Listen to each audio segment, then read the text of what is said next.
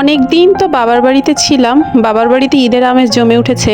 একে একে সবাই আসতে শুরু করেছে আর আমি আমার বাসায় চলে এসেছি, কারণ আজকে আমার ঈদের আনন্দ খুলনায় আসবে। আর তাই সকাল সকাল আমি বাসায় চলে আসছি।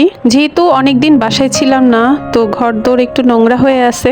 আর তাই ঘরে ঢুকে প্রথমে আমি ঘরের জানলা দরজাগুলো খুলে দিলাম, যাতে বাইরের হাওয়া বাতাসটা আসতে পারে। বাসায় থাকতে প্রতিদিন সকালে আমার কাজ জানলাটা খুলে বাইরের প্রকৃতি দেখা। তো এই বিছানার চাদর, বালিশের কভার, কোলবালিশের কভার অনেক দিন এভাবেই বিছানায় ছিল, তো এগুলো ময়লা হয়ে গেছে। আর আমি সবসময় বাসায় ফিরলে বিছানার চাদর, বালিশের কভার এগুলো চেঞ্জ করে ফেলি, কারণ এগুলো আমার ইউজ করতে ভালো লাগে না। আমার কাছে মনে হয় অনেক নোংরা জমে থাকে।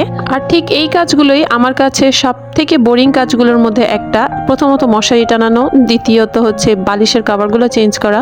দেখেন আমি রীতিমতো যুদ্ধ করতেছি কভারগুলো চেঞ্জ করতে, যে যাক বাবা, অবশেষে সবগুলো কভার খুলে ফেলা হয়েছে। প্রত্যেকটা ফার্নিচারের উপরে ময়লা জমে আছে, ধুলাবালি জমে আছে। প্রতিদিন সকালবেলা উঠে যেখানে আমি প্রত্যেকটা ফার্নিচার পরিষ্কার করি, সেখানে প্রায় 14-15 দিন ফার্নিচারগুলো এভাবে রয়েছে। তার মানে কি পরিমাণ ময়লা জমেছে একবার চিন্তা করুন। আমার আবার এইসব ধুলা বালি, ময়লা আবর্জনা মোটেও পছন্দ না। বাসায় যখন যাব তার আগে কিন্তু আমি সব একবার পরিষ্কার করে রেখে গেছি এবং এসে আবারও পরিষ্কার করতেছি। মানে আমার হচ্ছে এইসব কাজ না করতে পারলে গায়ের মধ্যে চুলকায় আর কি। মেইনলি আয়ানের বাবার ডাস্ট অ্যালার্জি আছে, ধুলাবালি ওর একদম সহ্য হয় না। আর তাছাড়া আমি একটু পরিষ্কার পরিচ্ছন্ন থাকতে পছন্দ করি, যার কারণে সবকিছুই ঝাড়া পোছা করে নিচ্ছি। আমার ঘরে প্রচুর ফ্লাওয়ার ভাস দেখতে পারবেন উইথ ফ্লাওয়ার্স। আমার ফ্লাওয়ার্স খুবই পছন্দ আর আমি ঘর সাজাতে পছন্দ করি, তাই যখন যেটা ভালো লাগে সেটাই কিনি। কারণ ঘরের মধ্যে একটু ফ্লাওয়ার্স থাকলে ঘরটা দেখতে সুন্দর লাগে আর ঘরের মধ্যে ঘুরতেও ভালো লাগে। তো এখানে আয়নের বাবার কিছু ক্রেস্ট আছে যেগুলো অফিস থেকে পেয়েছে, সেগুলো আমি একটু মুছে রাখছি। তো সবশেষে আমি একটু ফার্নিচারগুলো মুছে নিচ্ছি। এখানে আমি ওয়ার্ড্রপটা ভালো করে পরিষ্কার করছি, কারণ কোনায় কোনায় ধুলা জমে আছে। দরজায়ও দেখলাম অনেক ধুলাবালি পড়েছে, তো সেগুলো একটু ক্লিন করে নিলাম। তো ফাইনালি চলে আসলাম আমার পছন্দের জায়গায়, আমার পছন্দের ভ্যানিটি, এটা পরিষ্কার করতে। প্রত্যেকটা জিনিসের উপরে ধুলা বালি পড়ে একদম চর হয়ে গেছে। এগুলোকে আমি খুব সুন্দর করে ক্লিন করে নিলাম। আমি যে কাজ করতে বোর হচ্ছি এমনটা না, আমার কিন্তু এই কাজগুলো করতে খুবই ভালো লাগে। তো আমি কাজটা একটু পরিষ্কার করে নিচ্ছিলাম আর এই ফুলগুলো আমি একটু পরিষ্কার করে নিচ্ছিলাম। এই গাছটাগুলো আয়নের বাবা আমাকে উপহার দিয়েছিল, আর যেহেতু হিজাব পরি তাই এই ফুলগুলো এখন আর অতটা লাগে না। তো ভাবলাম উঠায় রেখে তো লাভ নেই, এখানে সাজিয়ে রাখি, এতে আমার ভ্যানিটিটা দেখতে আরো অনেক বেশি সুন্দর লাগছিল। তো ফাইনালি আমি চলে আসলাম আয়নের টেবিলটা পরিষ্কার করতে। যেহেতু বই খাতাগুলো আমি আমার বাবার বাড়িতে নিয়ে গিয়েছিলাম, সেগুলো এখনো ব্যাগ থেকে বের করা হয়নি, তো টেবিলটা ফাঁকাই ছিল, তো আমার পরিষ্কার করতে সুবিধা হচ্ছিল। আমি মূলত এই টেবিলের উপরে একটি কাঁচ দিব, যার কারণে এখানে আর কোনো পলি ইউজ করা হয়নি। বাট ধুলা পড়ে আমার এই পছন্দের কাপড়টা নষ্ট হচ্ছে, তো খুব সুন আমি এই পড়ার টেবিলটাতে একটি গ্লাস দিয়ে দিব। ঘরের বাকি সব ফার্নিচার মোটামুটি ক্লিন করা শেষ, এখন আমার খাটটাই বাকি ছিল, তো আমি খাটটাও একটু ক্লিন করে নিচ্ছি। আমার মনে হয় কি, ঘরের যত আসবাবপত্র ডিজাইন হবে তত বেশি ময়লা জমবে। যেমন এই আমার খাটটার ডিজাইন দেখো, এই যে মাথার কাছে ডিজাইনটা, এটার ভিতরে ভিতরে ময়লা জমে আছে, যেটার ভিতরে আমার হাতও যাচ্ছিল না। এটা ক্লিন করা একটু টাফ হয়ে যাচ্ছিল আমার পক্ষে, কিন্তু যতই টাফ হোক খাটের ডিজাইনটা আমার খুবই পছন্দের। আর আমার ঘরের বাকি সব ফার্নিচারও সেম ডিজাইনের আমি করেছি।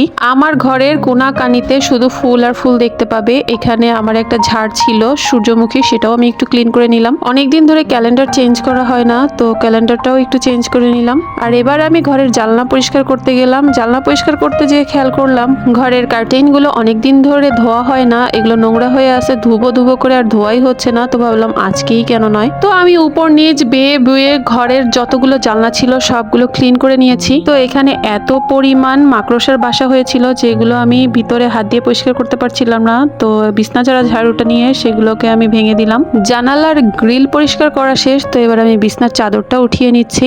পরিষ্কার করতে করতে বিছনাটা একটু নোংরা হয়েছিল, তো বিছনাটাও আমি খুব সুন্দর করে ঝাড়ু দিয়ে নিয়েছি। ড্রয়িং রুমের সোফাটাও একটু ঝেড়ে নিলাম, কারণ সোফার ভিতরে বাচ্চারা গড়াগড়ি করে, তো ডেইলি আমি এই কাজটাও করি, সোফাটা একটু ঝাড়ু দিয়ে নিই। তো ঘরের সবকিছু মোটামুটি ক্লিন করা শেষ। তো এবার বাথরুমে এসে দেখলাম অনেক কিছু জমা হয়েছে ধোয়ার জন্য, তো ভাবলাম ঘর ঝাড়ু দেওয়ার আগে এগুলোকে ভিজিয়ে রেখে যাই, যাতে আমার পরে ধুতে সুবিধা হয়। তো এখানে আমি বিছনার চাদর, বালিশের কভার, কোল বালিশের কভার আর ঘরের যত কার্টেন আছে সবগুলোকে ভিজিয়ে রেখে দিলাম। তারপর এইগুলোকে ভিজিয়ে রেখে আমি পুরো ঘর ক্লিন করে নিয়েছি, মানে ঘর ঝাড়ু দিয়ে নিয়েছি, মুছে ফেলেছি। এর ফাঁকে আয়ানকেও গোসল করিয়ে দিয়েছি।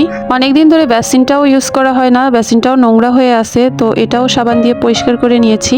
দেন বাথরুম ক্লিন করে জামা কাপড় ধুয়ে তারপরে গোসলটাও সেরে নিয়েছি। উফ, আমার একদম মাজা পিঠ ব্যথা হয়ে গেছে। আর আমার ঘরের অবস্থা এখনো এরকম। ঘরের সব কার্টেনগুলো ধুয়ে দিয়েছি। আর এই জানালাটা থেকে অনেক রোদ আসে, যেহেতু খেয়ে এসে শুয়ে পড়বো, এত রোদ আমি নিতে পারি না। আমি ইদানিং রোদের দিকে তাকাতেই পারি না। তো ভাবলাম ঘরে একজোড়া কার্টেন ছিল, সেগুলো আমি জানালায় আর দরজায় লাগিয়ে নিই। তো সেই মতে আমি জানালায় কার্টেনগুলো লাগিয়ে নিয়েছি। এরপর দরজার কার্টেনগুলো লাগিয়ে নিয়েছি।